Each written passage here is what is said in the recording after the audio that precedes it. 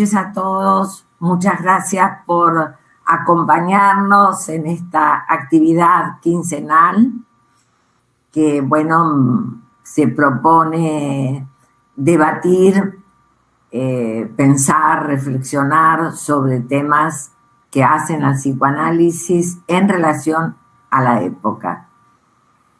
Hoy nos acompaña Eduardo Sullivan, al cual le agradezco muchísimo su aceptación. Como siempre digo, este espacio tiene la suerte del entusiasmo, porque es el entusiasmo que hubo de entrada.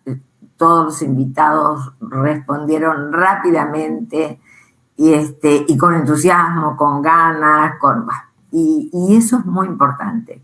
Muy importante por la tarea que nos proponemos, que es pensar juntos, y muy importante porque, como decíamos anteriormente, en borrador, como quien diría, esta cuestión de pensar el psicoanálisis en la época y pensar la época no es fácil, no. Porque no se trata nada más que de globalización, porque no se trata de una peste, que las hubo, ¿verdad? Obviamente hay una pandemia, obviamente hay globalización, pero esa combinatoria que, tiene un punto delicado a mi gusto, que es lo que yo había estudiado hace unos años atrás, sobre los procesos de legitimación de lo ilegítimo. Es decir, esta cuestión de dar por válido lo ilegítimo, como recién decía Gustavo Apreda, creo que él más o menos lo rozó, lo mencionó al tema, no ayuda. No ayuda porque, si se está diciendo que tenemos que conservar una distancia de 1,5 metros entre una persona y otra, en una fila, no sé, de un cajero automático, y sabemos que nos va la salud en eso, que nos va la vida, que, digamos, que no está asegurada la vida de nadie. Y sin embargo, vemos que algo tan simple como conservar una distancia de 1,5 metros no se cumple. Entonces, realmente es más que una pandemia, que el discurso, hay un discurso globalizado, capitalista, sí, pero además en algunas poblaciones, por no decir en todas, pero bueno, no conozco todas, en algunas poblaciones se observa eso de la aglomeración. Entonces, yo hoy esta mañana miraba un noticiero de Roma y mostraban cómo en Roma está abierto, pero la dispo está, ¿no? Y sin embargo mostraban cómo no se cumplía, la gente se aglomeraba,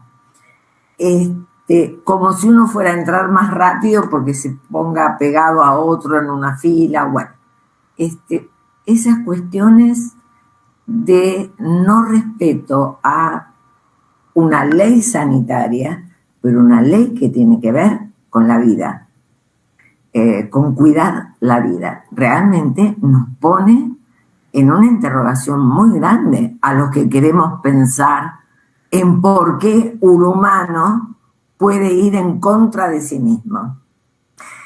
Bien, valga de introito, este espacio cuenta con la colaboración de Olga Mater, quien va a hacer la presentación de Eduardo Sullivan. Y bueno, les dejo la palabra. Gracias, Amelia. Muchas gracias, Eduardo, por compartir el encuentro de hoy.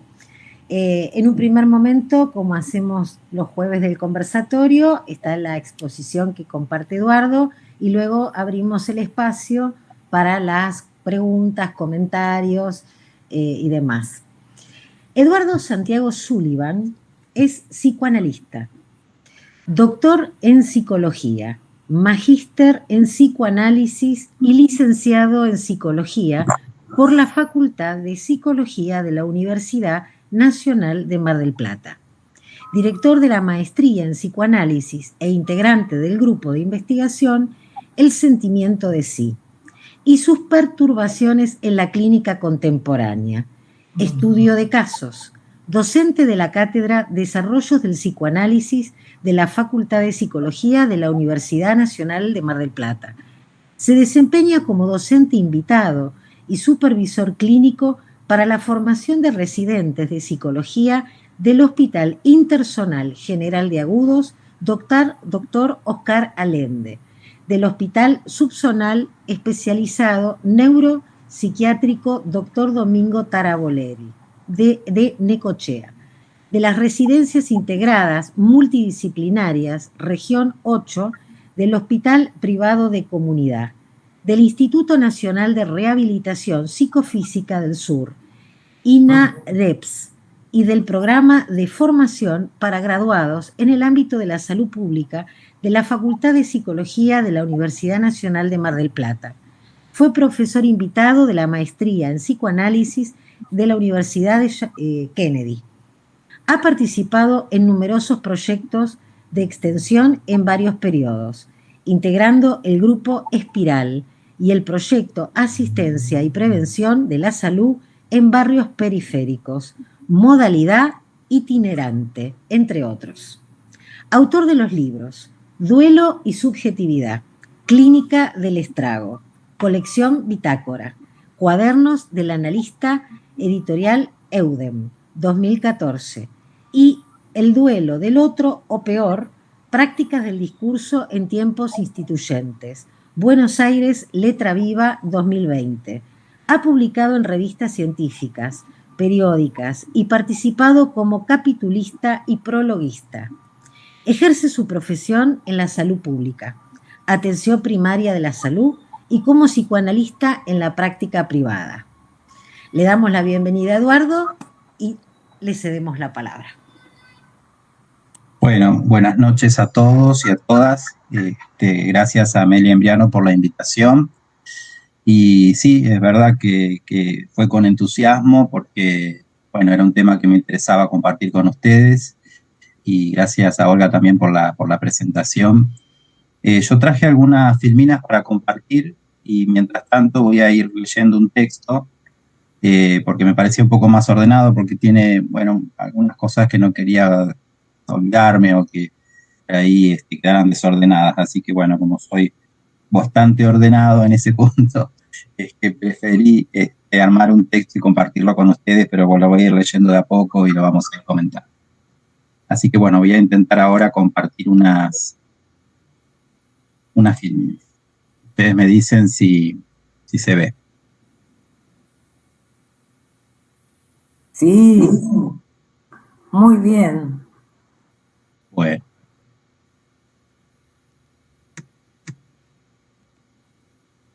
¿Qué tema? Bueno, el tema entonces del conversatorio de hoy es la indiferencia ética. Bueno, en realidad es un concepto que trabaja Anabel Salafia, debo decir. Esas cosas que uno tiene cuando lee cosas hace mucho tiempo y vuelve a los textos y le parece que es de uno, pero no era de uno, digamos, sino que lo había trabajado otro autor antes. Así que, bueno, nobleza obliga, tengo que decir que es un concepto que ella utiliza en un texto del año, creo que 84, que se llama La esquicia y la necesidad de discurso. Pero bueno, ella trabaja en otra dirección. Yo voy a pensar otras cuestiones que me suscitaron este tema. Y que bueno, quisiera comenzar este encuentro comentando algunas intuiciones en torno a un problema que me viene acompañando desde hace tiempo en la práctica clínica y que hoy trataré de ir delineando algunas coordenadas en las que estuve trabajando en estos días previos al encuentro para poder compartirlas y pensarlas. Voy a utilizar esta obra de Magritte, que se llama La llave de los campos, para entrar de a poco en el tema. Como podemos apreciar, los añicos de un cristal roto de la ventana que enmarca una campiña conservan el reflejo del paisaje que se ve a través del mismo. Con este tipo de juegos visuales, Magritte cuestiona la ambigüedad de la percepción y la concepción de la pintura como representación de la realidad. Nos muestra aquí, con su ironía y su fino sentido del humor, una escena misteriosa y llena de poesía, consiguiendo que el espectador recapacite sobre la realidad de las cosas. Así, el cristal, una vez roto, parecía que era un espejo invertido, de lo que más allá de la ventana se nos muestra. Quisiera hacer hincapié en tres conceptos: representación, realidad y ventana. A la siguiente. Más cercano a nuestra era Netflix, podemos acercarnos a la serie británica Black Mirror. Bueno. El título, que se traduce como Espejo Negro, hace referencia a las pantallas de los dispositivos electrónicos. Charlie Brooker indicó en entrevistas previas al lanzamiento de la serie que el objetivo de la misma es alertar, mediante el uso de fábulas distópicas, sobre los peligros que la dependencia tecnológica puede abarcar al ser humano. La distopía explora nuestra realidad actual con la intención de anticipar cómo ciertos métodos de conducción de la sociedad podrían derivar en sistemas injustos y crueles. Cada episodio de esta serie, creada por el inglés, explora una trama distinta, pero todas ellas hipotetizan sobre consecuencias extremas del progreso tecnológico sobre las conductas humanas. Un comentario tomado del blog llamado Sexta Butaca dice: ese reflejo oscuro son aquellas imágenes de nosotros mismos que se reflejan en las pantallas apagadas de nuestra vida. Aquel reflejo ensombrecido que existe justo antes de encender la televisión, desbloquear el celular o navegar en nuestra computadora. Como vemos, la pantalla de este espejo oscuro aparece también quebrada, lo cual a simple vista produce una distorsión en el texto, y su reflejo en la pantalla es casi una diplopía. Las palabras quedan rotas, y aunque no alcanza a perder su sentido, nos revela cierta fisura. Intento llevarlos a que pensemos las relaciones entre las palabras y los espejos oscuros contemporáneos. Retomaremos esto.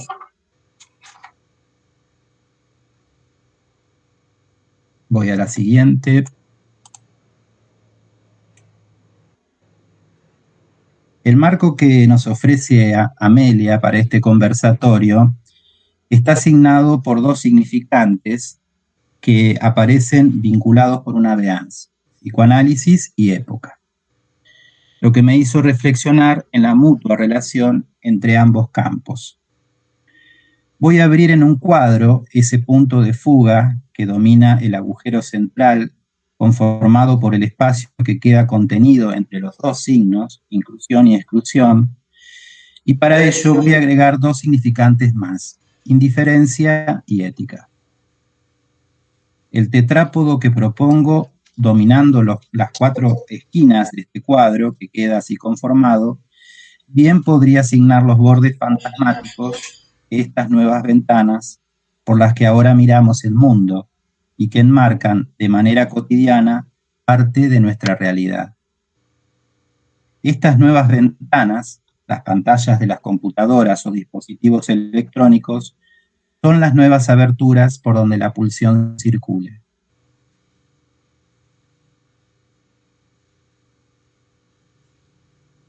Ensayo algunas primeras preguntas.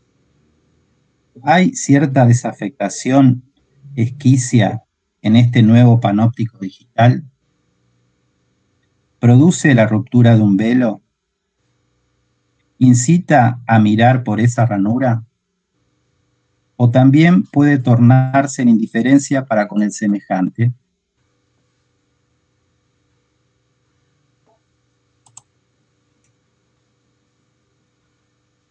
Una frase bastante inquietante que dice Lacan en el Seminario 7 nos puede ubicar tal vez en relación al sujeto de la época.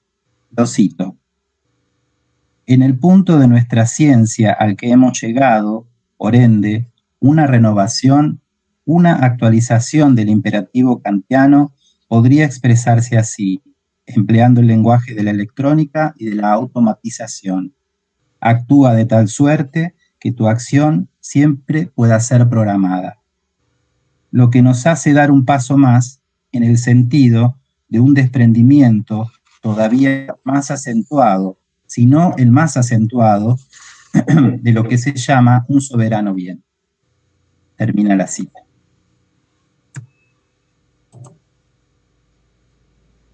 Por lo que deja entrever esta cita, habría una renovación de los imperativos, de aquello que subyuga e impone al sujeto determinadas posiciones subjetivas, y que las acciones de las que ellas se derivan podrían ser programadas. Algo así como que el sujeto quedaría ligado a cierto automatismo de repetición, con lo cual el lugar para el azar quedaría muy debilitado en este algoritmo.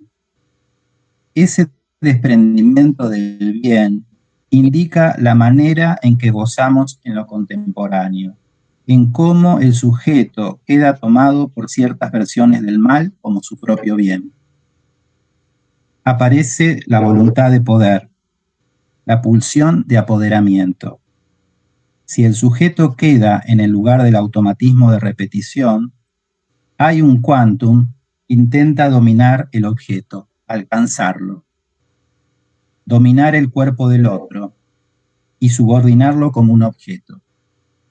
Ese poder puede ser un subrogado que pulsa como soberanía de dominación sobre los pueblos, expresando la inminencia del odio por la imposibilidad de cancelar el quantum relacionado con la ausencia del objeto.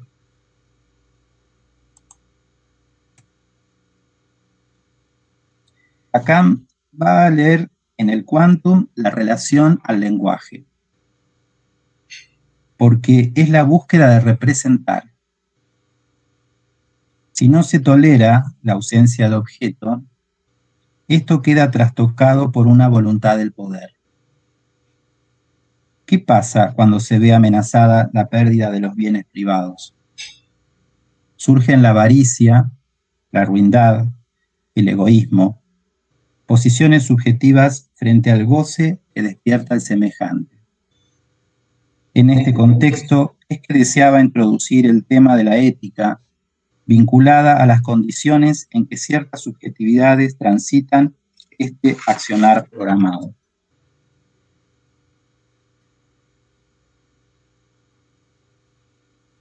Hay una pregunta que Lacan se hace en las conferencias a los católicos, que me parece muy pertinente de ser tenida en cuenta. ¿El psicoanálisis es constitutivo de una ética a la medida de nuestro tiempo? Voy a tratar de tomarla para dar algunas vueltas sobre ella. En primer término, si Lacan habla de medida, está haciendo referencia, ¿por qué no?, a la distancia.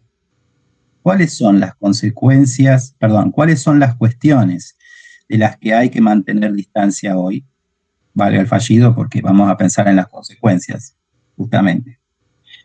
Este término es muy emparentado con el tema que nos ocupa, que la razón es mantener distancia con la cosa. El asunto es la palabra de la cosa, es decir, algo inherente a nuestra práctica. Tiene que ver con generar las posibilidades de producir palabra o más bien la necesidad de discurso. Este asunto, entre comillas, es importante para pensar las condiciones del inconsciente ético. El centro alrededor del cual gravitan todo el conjunto de las representaciones, cosa y palabra, es un agujero que debe mantenerse como extranjero, fremde. Allí radica una ley anterior a toda represión, regulada por el principio del placer. Por eso hoy les presentaba esta figura de 4 vértices, pero donde el vacío domina el centro, a partir del cual voy a tratar de hacer orbitar estos cuatro significantes: análisis, época, indiferencia, ética. Las cuestiones que se derivan de ello me parece que podrían formularse como las consecuencias que produce la indiferencia respecto de las fallas en el entramado fantasmático con el objeto de deseo. Dejo ahí planteada esta primera escansión. Podríamos también usar otra topología que Lacan desarrolla cuando aborda las operaciones de discurso. Con lo cual, diferencia quedaría vinculado con la ética con el producto. Sabemos que entre ambos lugares inferiores hay divergencia. Los vectores apuntan al goce y a la apariencia. ¿Cuál es la apariencia que asume en verdad la indiferencia como condición de goce contemporáneo? El propósito es ir identificando determinadas posiciones subjetivas y cómo somos subyugados por los imperativos epocales, para intentar decantar algunas de las formas en que eso se hace escuchar. Voy a elegir un camino que me parece puede servirnos de articulador para avanzar sobre algunas de las cuestiones que vengo planteando hasta ahora. La escucha clínica. Hace un tiempo que me encuentro trabajando sobre las pasiones que involucran al yo: amor, odio e ignorancia, aspirando a pensar las afectaciones que pudieran tener sobre ciertas subjetividades, donde no se presenta la división subjetiva, sino consistencia de ser. Hay algunos observables que me interrogan. Uno de ellos es la desafectación de nuestro tiempo sobre lo que implica la elaboración de las pérdidas, que se traduce en cierto rechazo con el encuentro con la falta en el otro, y por ende también se ve impedido ocupar el lugar de semejante para el doliente. El duelo nos confronta con un punto de inconsistencia de lo simbólico, que indica el orden de lo imposible, pero también convoca a realizar un trazado que permite el rearmado del espejo, que se ve amenazado frente a cualquier pérdida sustantiva, donde el otro especular tiene un lugar esencial. La compasión es una de las formas en que puede resonar mi lugar respecto de la pérdida del semejante. Es un sentimiento de tristeza que se traduce al ver padecer a alguien y que impulsa a aliviar su dolor o sufrimiento, a remediarlo o a evitarlo. Su contrapartida es la impiedad. Podría formularla así: no lo sé ni me importa. Evoca un no querer saber nada con la muerte del otro, ni con la responsabilidad subjetiva concomitante. También lo encuentro en otras situaciones clínicas, por ejemplo, en el trabajo con ciertos niños muy perturbados en su constitución narcisística, tan o autistas, pero en verdad no lo son. Siempre me he preguntado por el grado de indiferencia de los padres sobre estos problemas de los niños, que llegan en general derivados a la consulta porque la maestra o el pediatra percibieron que algo no estaba bien, sobre un fondo de total ausencia de alarma de los padres. Recuerdo una vez que estaba sentado frente a la ventana de un primer piso donde funciona el consultorio de salud mental, y escucho a través de ella unos gritos que venían de la calle. Eran como alaridos, pero en verdad era el llanto de uno de los niños que había terminado su sesión hacía unos momentos. Los gritos que llegaban desde la calle hasta dentro del consultorio no cesaban, y entonces no pude resistirme a bajar e ir hasta afuera para ver qué estaba pasando. Entonces me encuentro con una escena patética, lo escribo con H, como patos, que intenta plasmar lo que estoy pensando. El papá del nene estaba caminando para acá y para allá a lo largo de la vereda, enfrente del consultorio, con el chiquito debajo de uno de sus brazos, como quien lleva una canasta, un bártulo, un objeto. Ausencia de mirada. No se observaba ningún intento de calmar aquello que en verdad no se sabía muy bien qué era. ¿Un capricho de niño? No lo sé. Quedé impactado por el grado de animalidad en esos gritos y la total indiferencia del adulto como respuesta. También estas mismas situaciones resuenan a veces en algunas consultas con adolescentes, quienes tal vez, con algún mayor registro, pueden historizar las situaciones vividas. Adolescentes graves que también son traídos, portando cortes en los brazos, fugas de hogar, pasajes al acto anoréxicos y bulímicos, entre otros motivos de consulta. Recuerdo en especial una de ellas que me hizo pensar en el lugar que puede estar ocupando esta indiferencia como operador subjetivo de época. Llega la madre de María al consultorio del centro de salud, derivada por una institución que interviene ante situaciones de vulneración de derechos. Entre enojo y desesperación, refiere que ya no sabe qué hacer con las conductas de su hija. Muestra una actitud de desconcierto por lo que ella hace. Refiere que María vivía con su padre hasta hace poco, luego de reiteradas fugas de la casa, y de una pelea con él, le dice que se vaya con su madre. María expone su cuerpo semidesnudo en las redes sociales para mostrar sus piercing y tatuajes, situación que su mamá descubre revisándole su teléfono. Se fuga también de la casa materna mientras la madre pernocta, para encontrarse con otros adolescentes. La hija duerme separada, en una pieza aparte de la vivienda donde ella convive con su otro hijo de 10 años. La madre hacía la vista gorda, como decimos a veces coloquialmente. No reparaba en ella, aún sabiendo de las dificultades que tenía. La puso lejos de su mirada. María acuerda en concurrir a entrevistas. Habla del lugar de resto que ha ocupado para su madre. Ella no se preocupaba por mí, nunca estaba. Me cuidaba mi hermana, ella era mi mamá. ¿A qué mirada invoca María con sus exposiciones en las redes? Hubo un ojo indiferente antes. Sos un desastre, no haces nada bien. Son las frases que caen con peso de plomo. Trabajo intentando poner diques, distancia con la cosa, con esa voz acusativa que destituye más que constituye. Algo cambia en el decir. Mi mamá habla, pero esa no soy yo. Una diferencia se instala. Ceden las actuaciones. Vos te preocupás por mí. Me pide que le escriba su próximo turno en un papelito que tiene un bebé dibujado. Por ahí es el camino de la transferencia. Voz y mirada en tiempos constituyentes.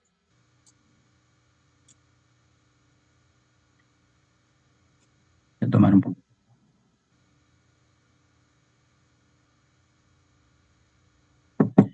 Lacan refiere en el seminario 7, la ética del psicoanálisis, que la negación debe recaer sobre lo entredicho y lo entrevisto. Esta distancia que la negación constituye como barrera de acceso a la cosa es endeble en algunas subjetividades. En estos casos, creo, se trata de inscribir lo constitutivo, reparar en las fallas de estas primerísimas marcas que fundan el lugar para retener las palabras. Uso ese significante adrede, porque es el modo en que Lacan lee el proyecto freudiano. ¿De qué modo se constituye ese espacio pasible de contener y retener la cadena significante? Es un indicador clínico importante, porque no hablamos de una presentación sintomal en el inicio, en la línea de la verdad mentirosa. Hablamos de lo que no logra ser atrapado por la representación. Este es uno de los puntos que estoy tratando de arribar, porque creo que es una de las consecuencias que produce la indiferencia como contrapartida en ciertas posiciones narcisísticas en los padres. Ese lugar donde la palabra pueda ser retenida falla, no contiene debidamente. Él dice, me refiero a Lacan, ¿no? Síntomas de defensa, leo yo, defensa ante la amenaza de ruptura del aparato ante la angustia traumática. Es decir, los diques de la pulsión no están bien armados. Ante el desborde, como cuando el agua se derrama para contenerla, hay que proveer ciertos diques. Ese yo primerísimo, anterior al del narcisismo especular, el yo del proyecto freudiano, es un yo de defensa. Es un yo que se defiende ante el desamparo originario. Es interesante cómo Lacan en estas primeras clases del seminario 7 que estoy comentando nos va dando ciertas pistas para pensar.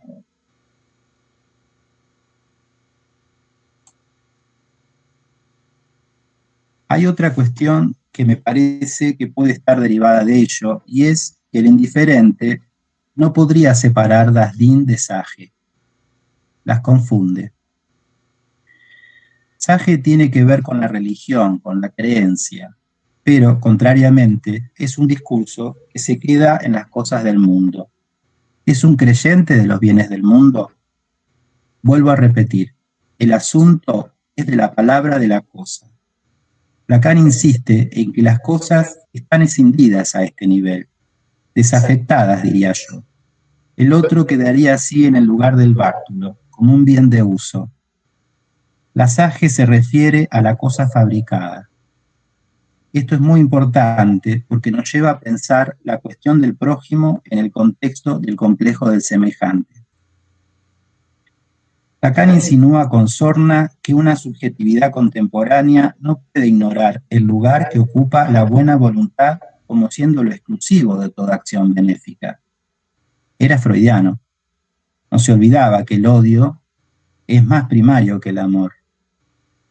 Nos coloca de este modo frente al problema de la buena o mala voluntad del otro,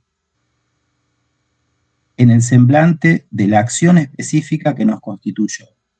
Cito, el vecino de la derecha y el de la izquierda son hoy en día, si no prójimos, al menos personajes suficientemente cercanos como para impedirnos caer al piso.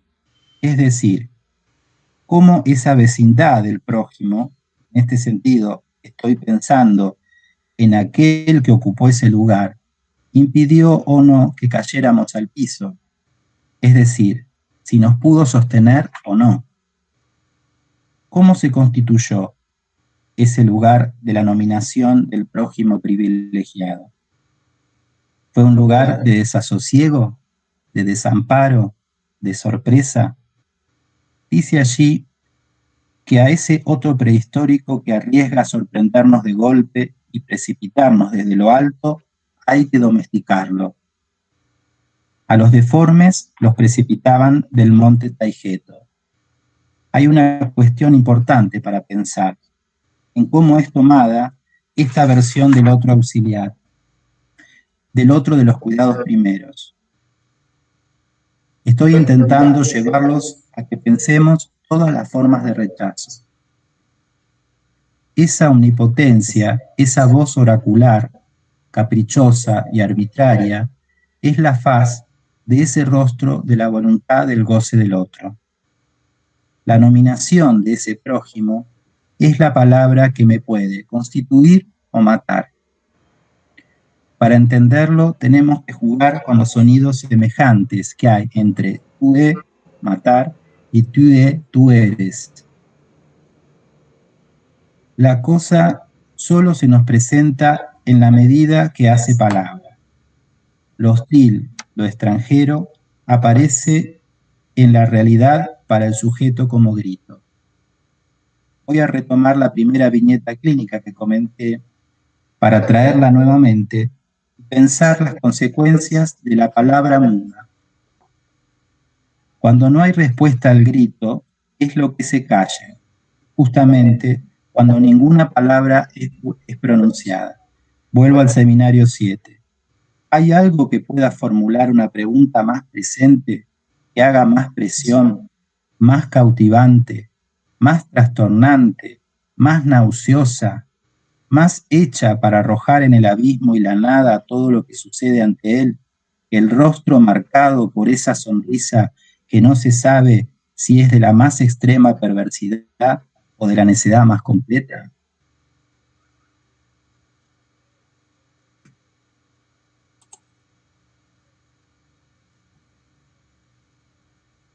De lo que se trata es de entender el poder mortífero de ausencia o retaseo de la palabra. La indiferencia, cuando el objeto voz no se constituye en causa, arroja al abismo y a la nada.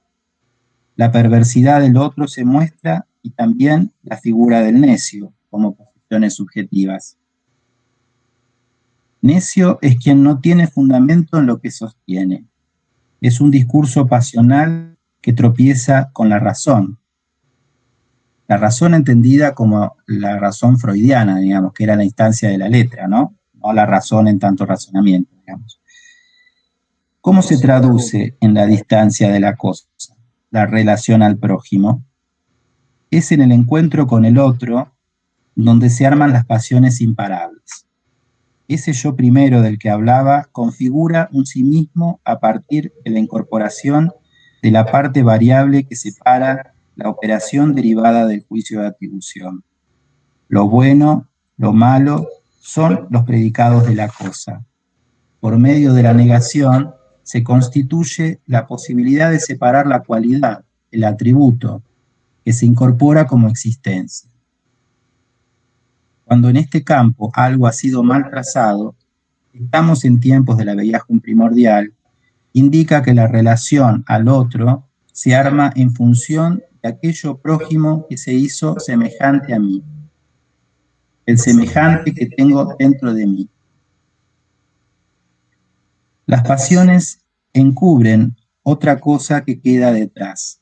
Kant hablaba de las leyes de la naturaleza, no de la sociedad.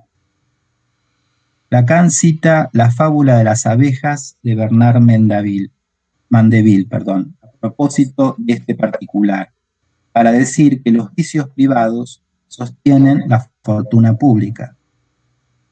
Las sociedades están lejos de soportar la instalación de una ley universal, sino más bien prosperan por la transgresión de esas máximas.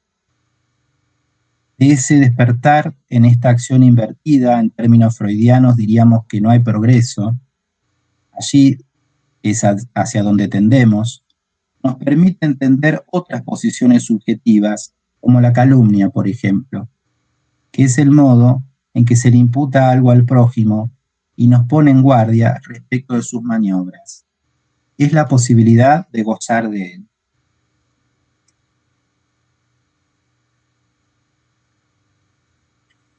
Las otras posiciones que Lacan menciona son la codicia y la avaricia. El avaro no hace más que mirar lo que encierra su cofre, al punto de no levantar la vista por temor a la pérdida de ese bien que encierra y sepulta. Hay algo referido a la materialidad en esta discursividad. cierto apego por los bienes fabricados. Retasea el don simbólico, lo mensura. Refleja la ruindad que se traduce en mirar su propio bien, sin importarle mucho el del otro. En el seminario 16, en relación al objeto mirada y al goce voyeurista, también Lacan dice: basta que el niño se haya visto lo suficientemente maltratado como para que nada de lo que pudiera engancharse para él en este misterioso plano parezca atraer la atención de un ojo indiferente. Y este aquí que tanto más proyectará esta cosa relegada en él para restituirla en el otro, para suplementar el campo del otro, desconociendo incluso lo que allí oficia de sostén. Termina la cita. El sostén de la mirada del otro, haber sido suficientemente mirados, garantiza la constitución del yo especular. Esa matriz simbólica que asume la mirada del otro. Si fue causa, será la trama donde quedará atrapado en el ideal y desde allí se ofrezca alojándolo como objeto a ser mirado. La caída fálica, producto de la mirada indiferente, es la que lleva a la Ofelia de Hamlet a la pasión suicida. Creo que el ojo indiferente puede ser entendido con la lógica de la avaricia, ya que no se pudo mirar el espejo cuando el niño giraba su cabecita. No hubo suficiente asentamiento de unidad especular. La mirada codiciosa no puede despegarse de los bienes del otro, de lo que el otro posee. La envidia o pasión celosa tiene un origen similar porque no permite ir más allá de lo que es supuesta apariencia. Es una mirada que envenena. Lo rechazado por otros discursos ocupa el lugar de la causa para el discurso analítico. Por eso creo que hay momentos de impotencia al encarnar lo insatisfactorio que se establece en relación a la verdad. Es necesario distinguir lo imposible como lugar castrativo, ausencia de todo, con la impotencia. Por ello el analista trabaja en reverso, hacer del imposible el agente, que si no nos quedaríamos en la impotencia. Si colocamos a la indiferencia en el lugar de la verdad, ¿se acuerdan en el cuadro que puse al principio? Sería como no tomar posición respecto de la no relación sexual, lo cual deja a la operación del sujeto en los márgenes del discurso. La no relación es la existencia del sujeto para un discurso habilitado por la castración como función. La operación analítica, entonces, apuntaría a poner a tiro la precariedad de ese discurso marginal. En varios apartados, Lacan habla del discurso pasional como chocheante, o incluso dice en relación a la ignorancia que el sujeto habla mal. Entiendo que se refiere al valor fundante de la negación como operación creadora del símbolo que permita la capacidad de pensar, de atribuir, en suma, de poder establecer juicios. Si el analista asume en causa y advierte la precariedad de este discurso, puede trabajar sobre las operaciones primarias de inscripción. En el indiferente hay una ausencia de apoyo en el amor que hace mella sobre el primer deseo humano, que es el de ser reconocido. Ese brillo esperado no atrae al otro y desata la ausencia de circulación del don simbólico. Lo inscripto es siempre una falla, porque indica que algo se perdió. Habría que pensar si este vacío central que domina el campo de la cosa pudo producir escritura.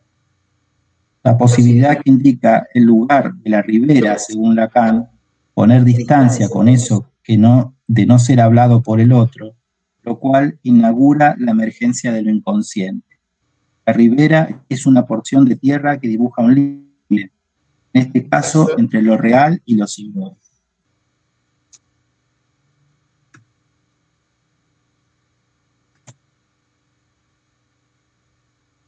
Como dijimos,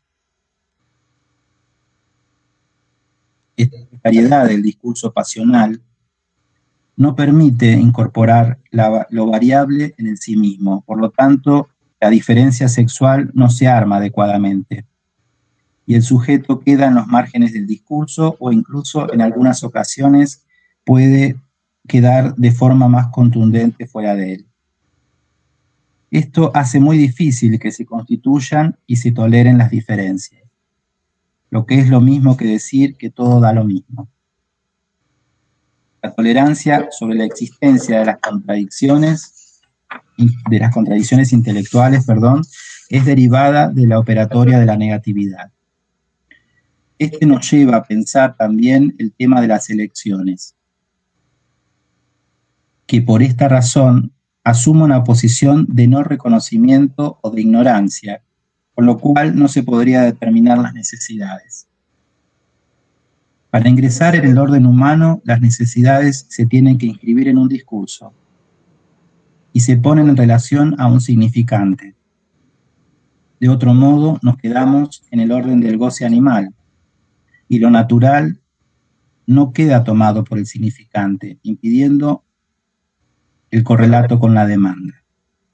La operatoria de discurso está en relación directa con la filiación, hacerse hijos del discurso, lo que permite cierto reconocimiento de un lugar en la serie y también poder hacer del otro un semejante.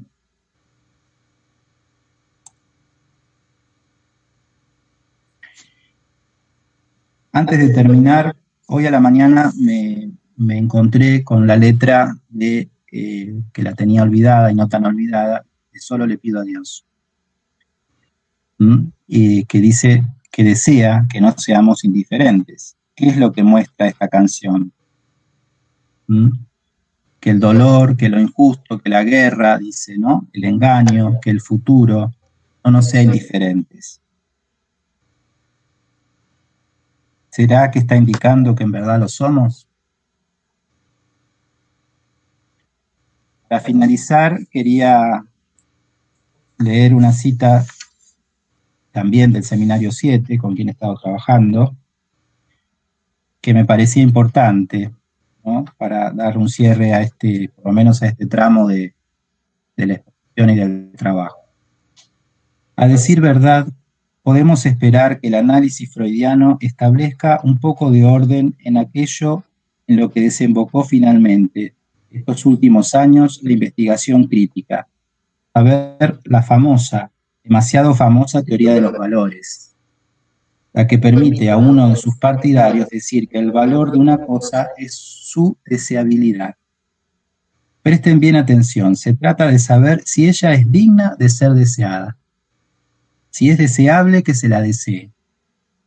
Entramos aquí en una especie de catálogo que se podría comparar en muchos de los casos con una tienda de ropavejero, donde se apilan las diversas formas de veredicto que dominaron a lo largo de las épocas y aún ahora con su diversidad, incluso con su caos, las aspiraciones de los hombres. Bueno, yo haría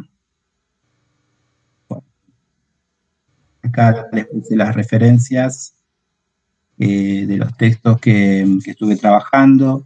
Bueno, trabajé un texto de Alicia Álvarez, una psicoanalista argentina, que trabaja sobre su tesis doctoral, que se llama La teoría de los discursos de Jacques Lacan.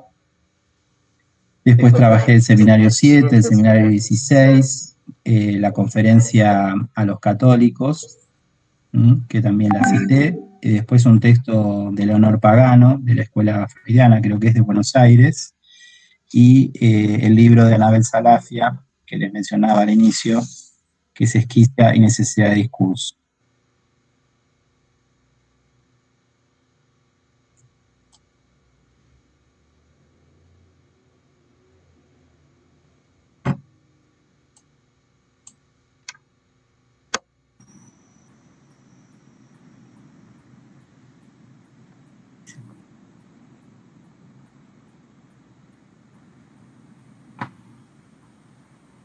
Muchas gracias, Eduardo. abrimos el espacio de preguntas, comentarios.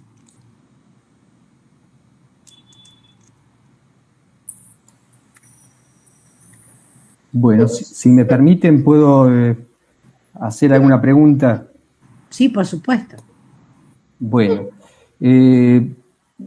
Eduardo, ya que el título de tu ponencia es en relación a la indiferencia ética, la pregunta, ¿no?, que venía pensando y que me disparó un poco tu exposición es en relación a la cuestión que se venía charlando del comienzo y que Amelia hizo alguna mención, que es en torno a este sujeto, ¿no?, de la pandemia y mucho antes de la pandemia, y articulado y teorizado por el psicoanálisis de hace muchos años, este sujeto que va contra sí mismo. ¿Qué ética pensar para ese sujeto pulsional freudiano, no este sujeto racional cartesiano que se inaugura en el siglo XVII, sino lo que inaugura Freud en relación a este sujeto pulsional y a su ética concomitante, este sujeto que va contra sí mismo, y la relación que habría entre el discurso capitalista y esta ética del sujeto que va contra sí mismo, y cuál sería, desde tu perspectiva, la apuesta del psicoanálisis en el sentido de plantear, del viejo planteo del deseo de reconocimiento al reconocimiento del deseo, que implica un poco la ética del psicoanálisis. En una palabra, la pregunta un poco, el comentario va dirigido a esto: ¿cómo pensar el sujeto pulsional freudiano frente a la ética y a la indiferencia ética, sobre todo pensándolo desde la perspectiva de este sujeto que va contra sí mismo, y cuál sería la apuesta del psicoanálisis frente a esta cuestión del sujeto? Bien, bueno, pregunta difícil, pero voy a decir algunas cosas que se me ocurren en relación a tus comentarios, ¿no?, y a tu puntuación, a la que agradezco. Bueno, yo traigo el marco del proyecto. Me parece que eso, por alguna razón, me parece que es importante volver sobre esta idea de proyecto freudiano, porque, bueno, la lectura que hace Lacan, como sabemos, en el Seminario 7, se basa en eso, ¿no? A mí me parece que justamente el sujeto, como vos bien decís, es un sujeto que elige su mal como su propio bien, digamos. Hay algo ahí de la constitución de la subjetividad que me parece que es importante entender esto, que yo trato de mostrar, que es la clínica del rechazo, digamos, cómo se traduce de alguna forma estas maneras en las cuales el lazo social o la constitución digamos, del yo, podríamos decir, está tan afectada, con lo cual en estos momentos que estamos viviendo, ¿no?, donde no hay como una condición de un yo mínimamente constituido y con ciertas barreras que permitan sostener, digamos, toda esta inminencia de lo real, que es la muerte como posible, que me parece que es una cuestión interesante para pensar, ¿no?, que la muerte se vuelve como algo posible, no solamente la nuestra, sino la de las personas que amamos, ¿no? Pues hay que, digamos, tener,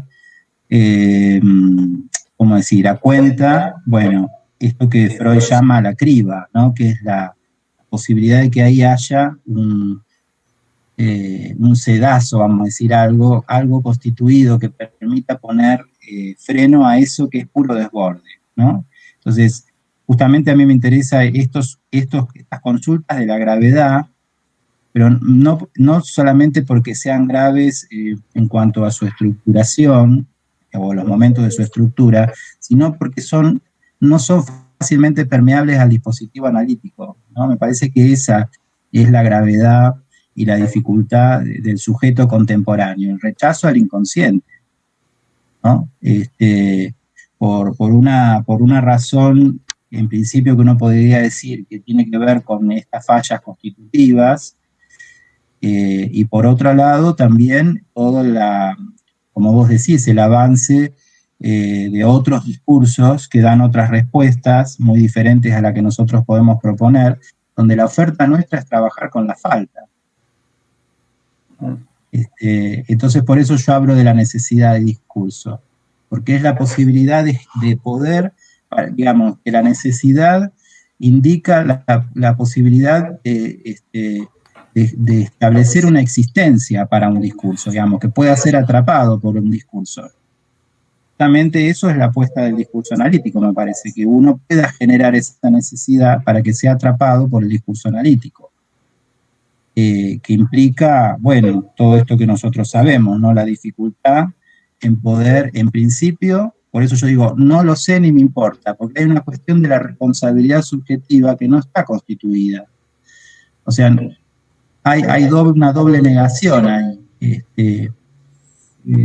Hay una cuestión renegatoria, por decir en parte, y también, bueno, una parte donde no se constituye al sujeto como responsable de eso, ¿no? Por eso a mí me parecía que esta cuestión de la indiferencia podría resumir de alguna manera estas posiciones, ¿no? Bueno, son tan difíciles de trabajar, ¿no? Analíticamente,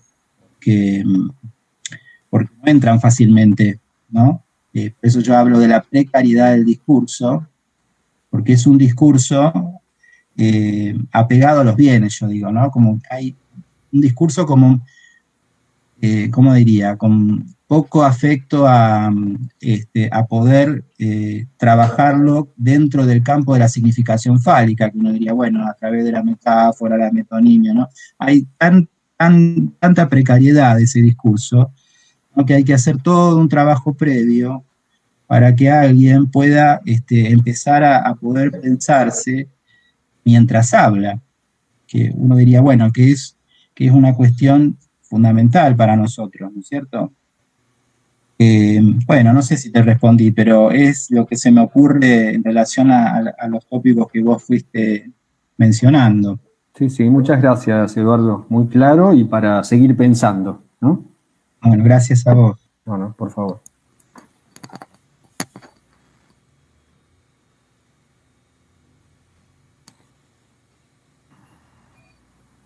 No se escucha, Amelia. Perdón. Esa indiferencia ética es una consecuencia directa de esto que vos mencionaste como el rechazo del inconsciente. Y yo creo que sí, que en parte me parece que sí, ¿no? Porque por eso yo digo que se trata de poder ubicar posiciones subjetivas, ¿no?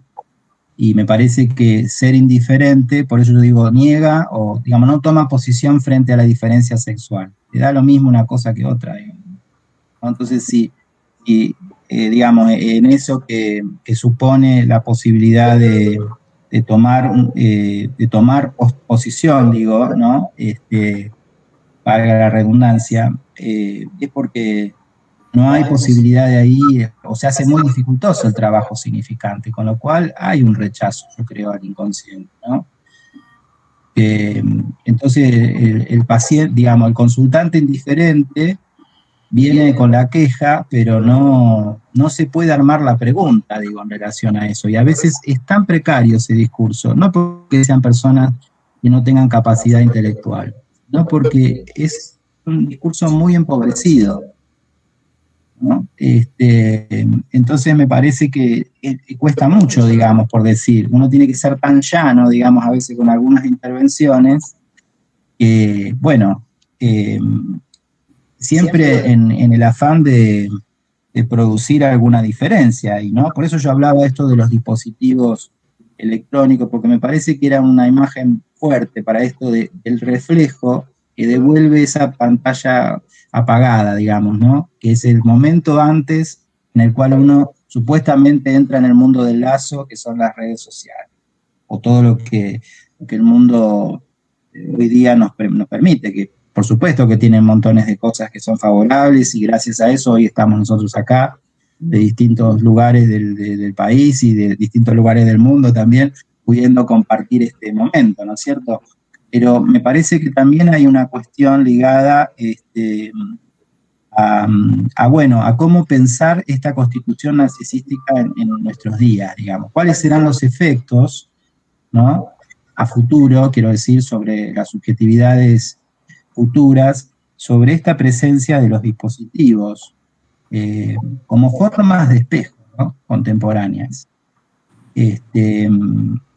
Y bueno, por eso yo traía esto, lo de la serie en Netflix, porque no sé si ustedes han visto algunos capítulos, pero son espeluznantes, son bárbaros, digamos, porque tienen una agudeza para mostrar lo que vendrá, digamos, o lo que podría venir, que realmente es escalofriante, ¿eh? Pero, digamos, es muy agudo, es muy bien hecho está. Vale la pena transcurrir lo que se ha hecho, digamos, lo que muestran, digamos, esas temporadas. Creo que son 3 o 4, bueno, no sé, y me atrapó, porque realmente me hizo pensar mucho en estas cuestiones, ¿no? Bueno, no sé si Amelia respondió un poco, pero me parece que sí, que es en ese sentido, ¿no? Yo pensaba, Eduardo, en cuanto a la indiferencia ética, ¿no? Si te pude seguir bien, haces hincapié en la subjetividad de la época, ¿no? Mientras me resuena lo que dice Lacan, ¿dónde están las histéricas de Freud por la década del 70, ¿no? Y estamos en el 2021. O sea, me parece que hemos pasado un par de décadas y las histéricas de Freud ya hace décadas que no están. Y me pregunto si quizás es y te pido disculpas, ¿no?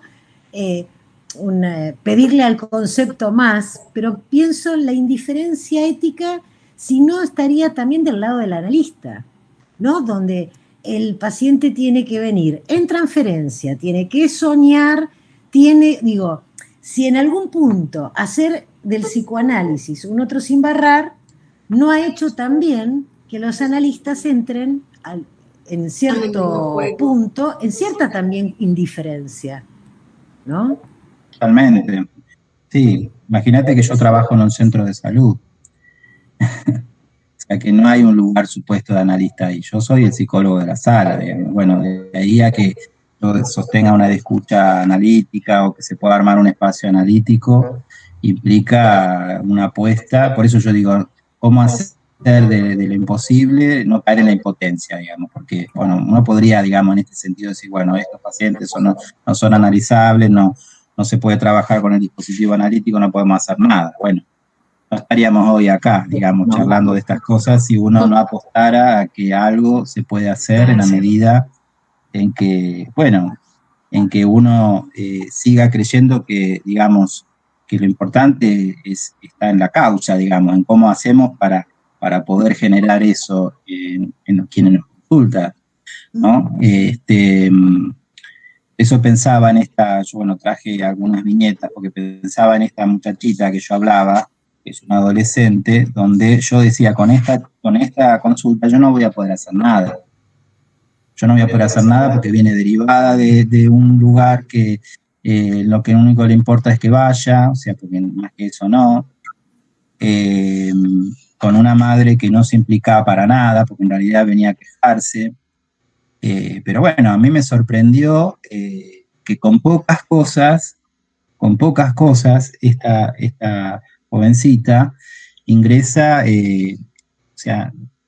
ingresa en la posibilidad de poder reconocer que a alguien le importaba, que era yo, digamos, en ese caso, ¿no? Y a partir de eso se pudo armar otras cuestiones. Entonces yo digo, bueno, con poco, ¿no? Quiero decir, con esta cuestión de poder sostener una mirada y la voz, por eso digo que son las cuestiones fundamentales, yo trato de pensar, ¿no? Cómo se constituyeron esos objetos, están en causa o no, y cómo uno tiene que operar para que algo de eso se produzca, ¿no? Bueno, me parece que la apuesta es es constante, ¿no es cierto? La clínica de nuestros días está, como vos bien decís, está lejos de la histeria, e incluso en el trabajo con niños, lejos del síntoma, son otras las presentaciones con las cuales uno trabaja. Y bueno, y Lacan ya lo había dicho, no retrocedamos. Bueno, ante la pandemia tampoco retrocedamos, qué sé yo, y ante las cuestiones que nos vendrán, ¿no?, a futuro, porque bueno, me parece que eso es la apuesta de renovarnos en poder ser analistas que estemos a la altura de la época que nos toca vivir. Bueno, y la clínica de hoy es esa, ¿no? A mí me pareció... muy cortito lo que digo. Me pareció sumamente ejemplar cuando comentaste que escuchaste llorar al chico y que al final bajaste a ver qué pasaba. Me pareció ejemplar. Claro. Digamos, yo creo que eso te hace ser psicoanalista. Sí, aparte él miró como la puso acá como paquete, ¿no? Digamos, así, lo puso acá el pibito, ¿no? Un paquete. Yo pensaba, Eduardo, la clínica de nuestros días parece que con la tecnología, que más que en algunos casos para facilitar los encuentros, obstaculiza, y lo que hace es tapar la falta todo el tiempo, ¿no? Parece que tenemos como mucha más clínica de adolescentes, ¿no? En el punto donde el adolescente quiere todo ya, quiere respuestas pronto. La verdad que la mayoría de los adolescentes no llegan a consulta diciendo yo quiero hacer un análisis o quiero un espacio para mí. Hay muchos que sí, pero hay muchos otros que no. Y es ahí lo artesanal de empezar en esas entrevistas a escuchar por dónde viene esa trama y hacer alguna marca que más allá de taponar la falta, justamente de a poquito vaya mostrándola, ¿no? Yo el otro día leía un artículo de un colega que escribía sobre el discurso de un político en el cual decía, empezaba así, estamos a un botón de conseguir tal cosa, ¿no? Quejándose de otro sector político en el cual hacía las cosas más lentas. O sea, como si estar a un botón de facilitara. ¿Qué facilita? Nada más que taponar la falta, digamos. Nada más que todo tenga que hacer aquí, ahora, y ahí lo que vos llamás como indiferencia, porque el otro semejante no está ahí. Si yo quiero todo ya, y ya lo consigo, y arraso para eso que quiero conseguir. Me parece que a veces parece que tendiéramos a muchos adolescentes en estos últimos años. Sí, bueno, por ahí se trata justamente de eso. Sandra, ¿no? Porque Sandra. No veo quién habla. Gracias por la pregunta. Sí, a mí me parece que bueno, un poco la reflexión iba en esta línea de pensar cuál es el semejante de nuestros días, ¿no? En el contexto de esto de que estoy pensando, de que nos constituimos en relación al semejante. El narcisismo se constituye en relación al semejante. ¿Cuál es el semejante, digamos, cuál es el semejante que está dentro de mí, digamos, por decir, ¿no? Entonces, en la medida que yo, eso es lo que me hace el lazo con el otro. Claro. Y ahí es lo que yo planteo el lazo con el otro, ¿no? Y por ahí en relación a esto de los adolescentes me quedé pensando, por ahí comentar una cuestión nada más en relación a eso, que yo pensé que los más afectados esta cuarentena, en esta pandemia, iban a ser los niños. Yo trabajo en un centro de salud en un barrio de la ciudad de Mar del Plata, que es un barrio alejado de la zona céntrica, es un barrio urbano, digamos. Y sin embargo, lo que más hemos recibido es consultas de adolescentes entre los 16 y jóvenes hasta los 25 o 26 años, que han llegado por propio, digamos, pidiendo una consulta, cosa que, como vos decís, a veces en la adolescencia es muy difícil. No que piden un análisis, piden hablar con alguien, que alguien los escuche, ¿no? Que alguien pueda escuchar ese malestar malestar que implica estar todo el tiempo con los papás, haber perdido los compañeros y no poder ir a la escuela, no poder resolver las tareas y las presiones que eso les implica, no poder dormir, ¿no? Esas son las consultas, no poder conseguir trabajo, no haber empezado la facultad y no haber ido nunca, No, claro, no poder. no conocer al profesor, no conocer el espacio. Bueno, esas son las cosas que yo escucho hoy día. Los niños también, pero tienen el juego como herramienta. Sí, los niños pueden jugar por más. supuesto que yo no digo que no estén afectados. Sí, claro que sí. Me asombró particularmente eso, ¿no? Que el adolescente en general, uno espera que lo manden. Bueno, como esta chiquita que yo contaba acá mientras conversaba con ustedes, en realidad la mandan. Pero igual así hay un montón de otras consultas, ¿no? de adolescentes, por eso yo digo que tal vez tienen una visión más clara, una percepción más clara de lo que se perdió, ¿no? Que el adulto, o a veces hay como cierta frescura en lo que dicen los adolescentes que a mí me hace pensar en relación a cómo plantean sus problemas, digamos, ¿no? Pero el lazo, a ver, nosotros los adultos seguimos trabajando de distinta manera, pero la mayor parte de la gente ha seguido trabajando. El que realmente está, en cambio ellos, que son salidas, encuentros, han sufrido una baja en eso, y eso el lazo, estar todo el día en la casa encerrado con los padres, acrecienta más. En un momento en que, en un momento vital, ¿no? que están para salir a conquistar el mundo, ¿no? Y está como frenado eso.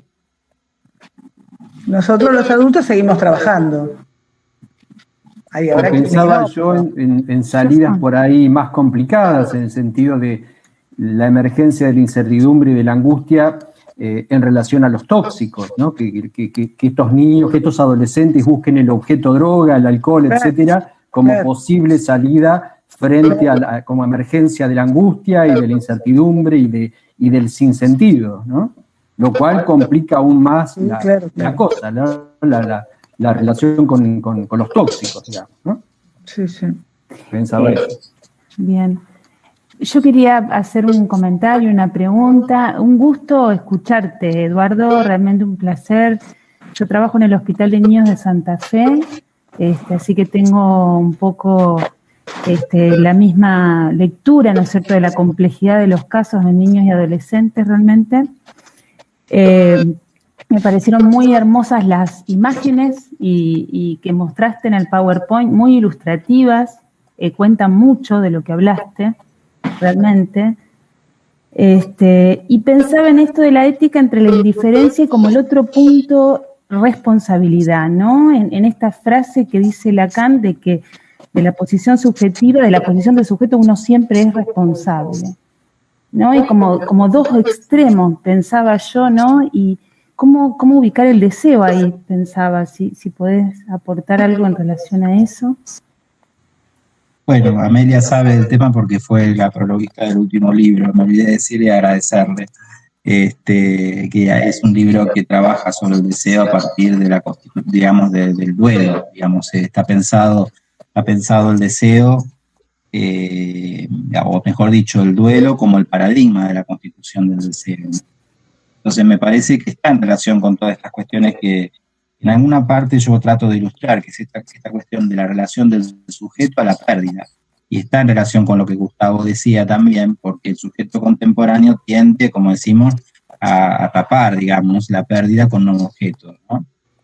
Entonces, bueno, a mí me parece que por eso yo hablo de la necesidad de discurso, porque me parece que ahí lo que necesita es la posibilidad de que algo tenga existencia, porque si no se crea la necesidad, es como todo da lo mismo, esto que decía yo, ¿no? A que a veces llegan muchos pacientes con un malestar subjetivo, pero todo le da lo mismo.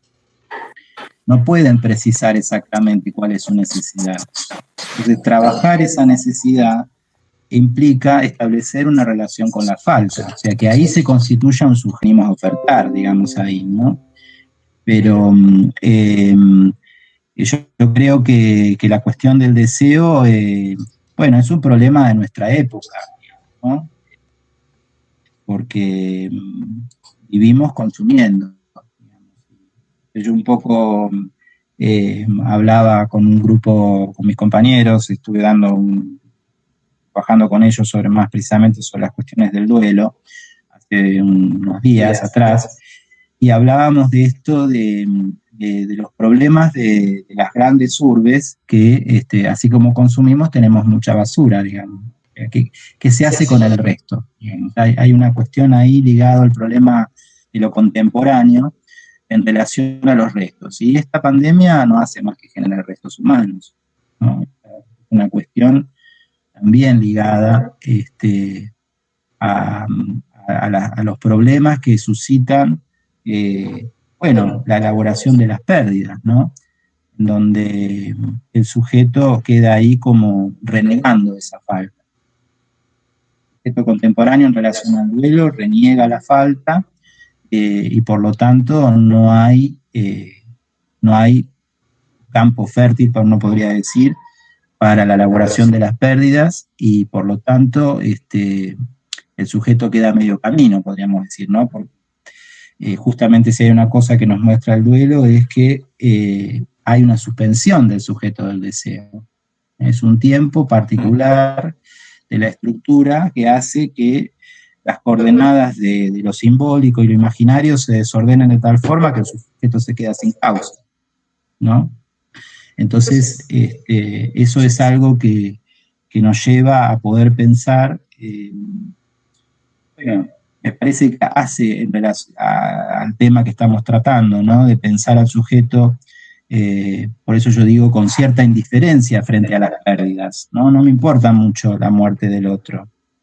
Entonces, Amelia hoy abría el encuentro diciendo, bueno, no guardamos ni siquiera la distancia del 1,5 metros, es decir, hay como una cuestión ligada a cierta, no sé cómo decir, ciertos efectos que se producen sobre el lazo, ¿no? Por eso a mí me interesaba mucho trabajar esta cuestión de semejante, porque me parece que son efectos que se ven más exacerbados ahora ante estas nuevas legalidades que tenemos que respetar. No es porque antes no estuvieran.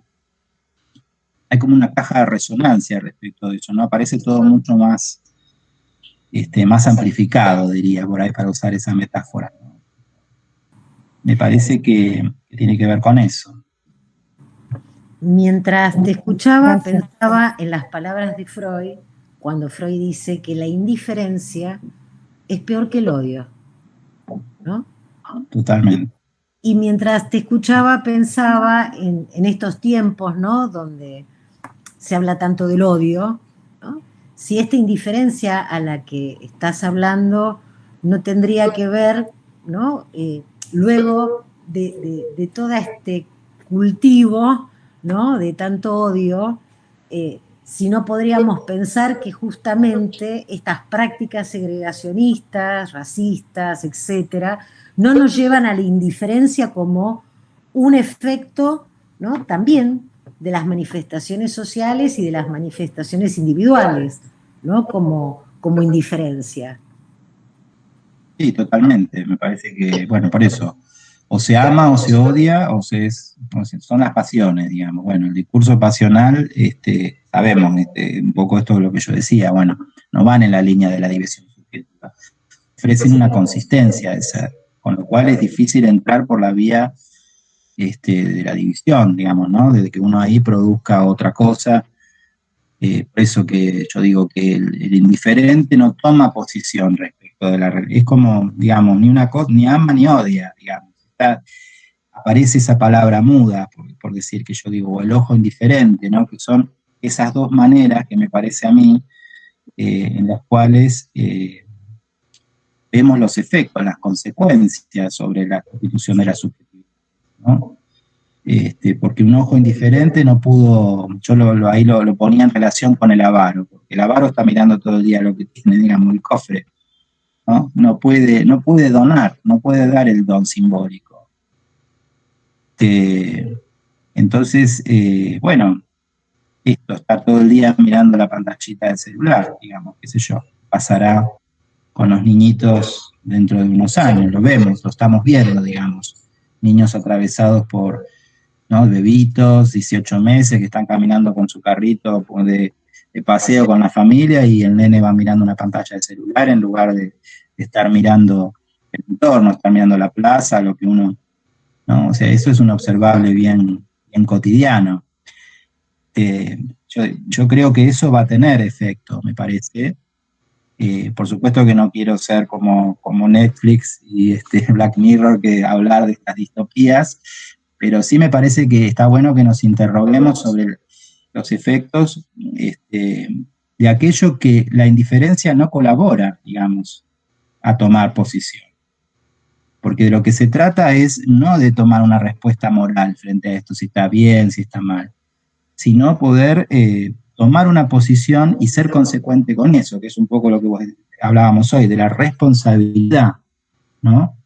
Que uno se haga cargo. Ese papá puede hacerse cargo en alguna medida de ese chiquito de algún otro modo, que no sea llevarlo debajo del brazo como si fuese una canasta y uno dice, bueno, en algún momento se va a callar. En ninguna conducta de que esto que le pase al nene tiene que ver con él.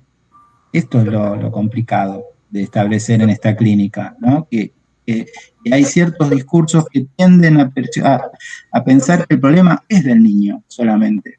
Sí.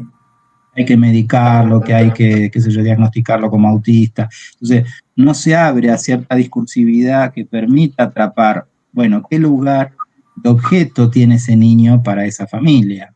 Por eso yo digo que es esa voluntad de goce, porque hay algo ahí que si no está regulado, bueno, es lo que o lo como o lo mato. Digamos, es un poco esto que digo, ¿no? Por eso de que si no hay distancia con esa cosa, con la cosa, si no está esa distancia, semejante a producir esas cuestiones, ¿no? Porque otro inolvidable primero no es el otro simbólico, ¿no? En este punto. Es el del rostro que yo decía de tanta perversidad. Esa frase me pareció sumamente interesante del seminario, ¿no? Es un rostro perverso del otro. Quiere atrapar, que quiere tomarlo como objeto para sí, ¿no? Entonces, bueno, ahí hay que poner algún tipo de dique para que se constituya otra cosa, digo yo, para que algo se pueda alojar en el orden de la representación, para que se pueda inscribir algo. Bueno, todo un trabajo muy laborioso, yo lo digo así, pero todos sabemos la dificultad que es este tipo de presentaciones, ¿no? Yo pensaba un poco, cuando vos decías, bueno, esto va a traer consecuencias, no sabemos si nefastas, pero que la economía psíquica ya no es la misma que la de la metapsicología de 1920, seguro.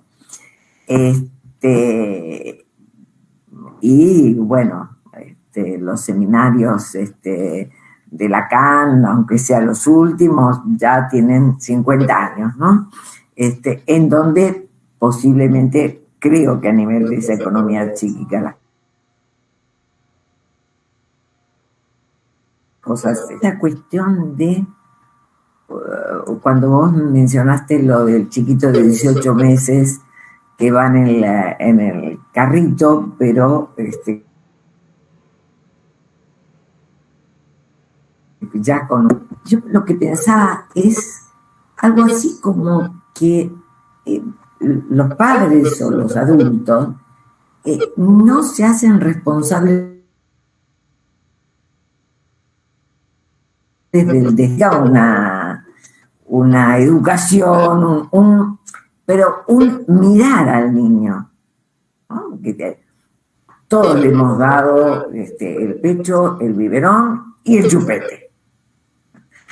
Y hay un momento en donde, bueno, los padres tienen que dedicarse, por ejemplo, a que deje el chupete. Y con lo cual no se produce la falta.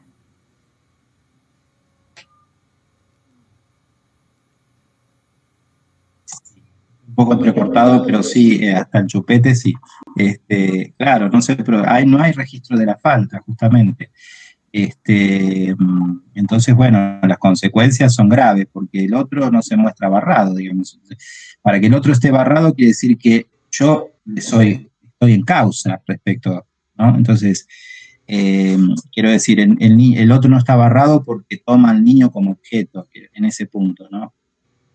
Entonces, por eso que hubiera sido importante, por ejemplo, que este papá hubiera dicho, no sé qué hacer con este crío, qué sé yo. Eso abre la posibilidad de que uno hubiese podido trabajar con esa pregunta, pero todo lo que le pasaba a este nene de gravedad era justamente por esas otras cosas que pasaban incluso afuera del consultorio, obviamente, ¿cierto?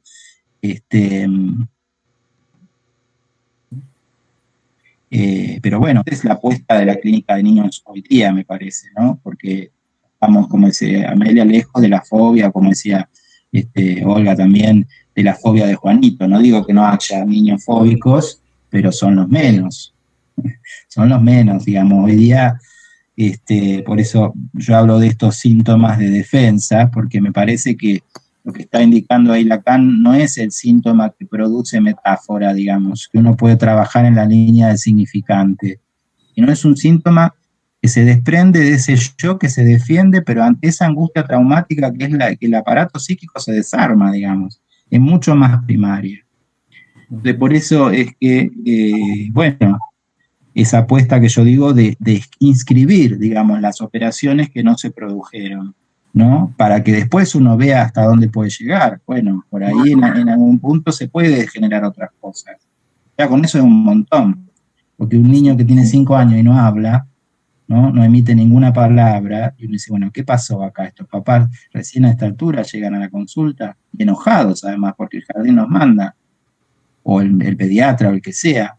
Entonces, no es no digo que sea siempre así, por supuesto, hay papás que pasan otras cuestiones, y bueno, yo me dediqué de eso, el primer libro era un poco eso, yo trabajé las muertes en la familia, los duelos maternos, y eso tenía que ver mucho con lo que le pasaba a los chicos. O sea, a veces hay adultos que no pueden ocuparse de los niños porque le pasan otras cosas, y es importante entender la economía de goce ahí dentro, ¿no? De esa familia. ¿Qué es lo que no se está, por decir, dispuesto a perder, ¿no? En relación a esto que dice Amelia? ¿Cuál es la falta que acá está en juego, digamos, ¿no? Que uno no se puede ceder a ese niño en ese lugar. Bueno, eso es todo un trabajo, y más difícil, por lo menos en el ámbito de la salud pública, es convocar a los padres. Los padres en general tienden a desresponsabilizarse. ¿Sí? No saber nada de venir a hablar con el psicólogo. ¿Qué me va a decir? ¿Cómo tengo que cuidar yo a los chicos? ¿Qué sé yo? ¿Qué me va a preguntar? Bueno, no sé, todas las formas de resistencia que uno se pueda encontrar, ¿no? Y esto sigue siendo un problema. No sé, yo llevo casi 30 años de trabajo en clínica en salud pública y sigue siendo como el primer día, digamos. ¿No? Que la dificultad del trabajo con niños es el trabajo con los papás, digamos. Yo agregaría, Eduardo, los padres y las instituciones de los hogares también. Los adultos que cuidan, ¿no? Los adultos tienden a desresponsabilizarse. Sí, sí. Es muy difícil instalar ahí una pregunta, ¿no? Bueno, vienen con respuestas, es autista, es claro, el espectro, qué sé yo, bueno, las nominaciones que podamos tener hoy día, ¿no? Digo, que aparece eso, ¿no? También. Hola, Edu. Hola, Gaby.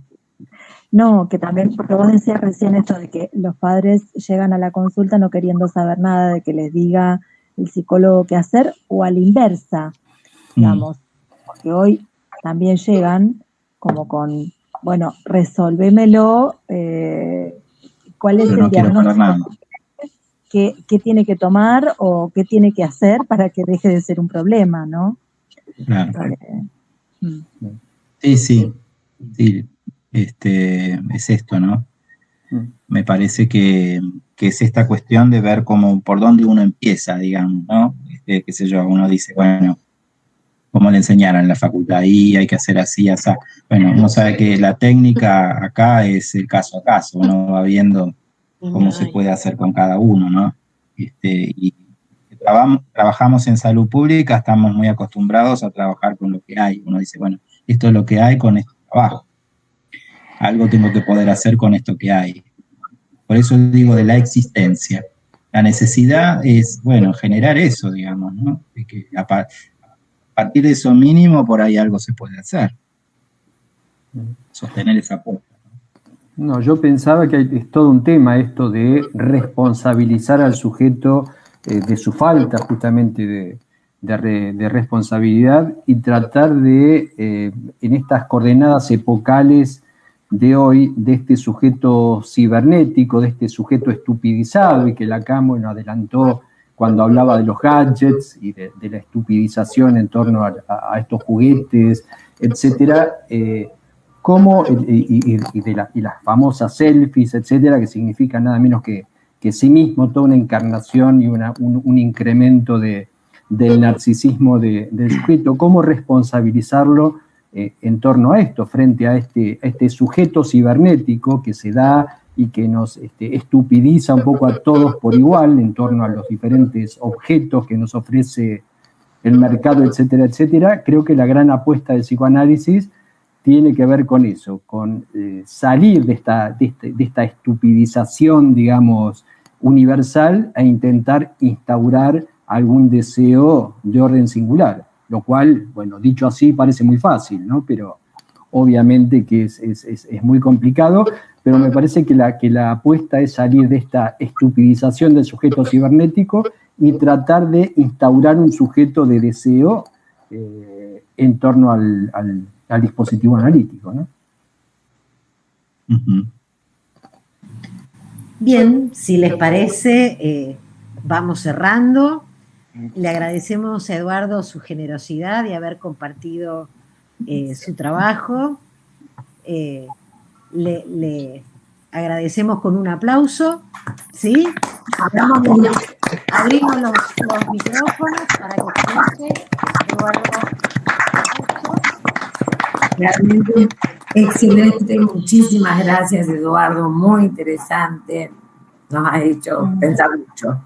Sí. No, gracias a ustedes por el intercambio y por la oportunidad, ¿no?, de poder compartir con todos y cada uno de ustedes, bueno, y saludos a mis colegas de Mar del Plata, que algunos estuvieron, a María José, a Gabriela, a Paula, no sé si había algún otro más, pero gracias a ustedes por las preguntas, por las puntuaciones, uno siempre aprende mucho de estas cosas. A vos.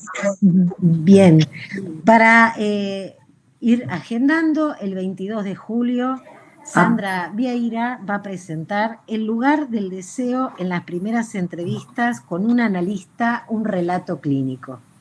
Así que nuevamente te agradecemos, Eduardo, y hasta la próxima. Bueno, muchas gracias. Buenas noches. Chao. Buenas Chao, noches. hasta luego. Chao, chao. Buenas noches, muchas gracias. Buenas noches y gracias. Chao, chao. Chau, chau.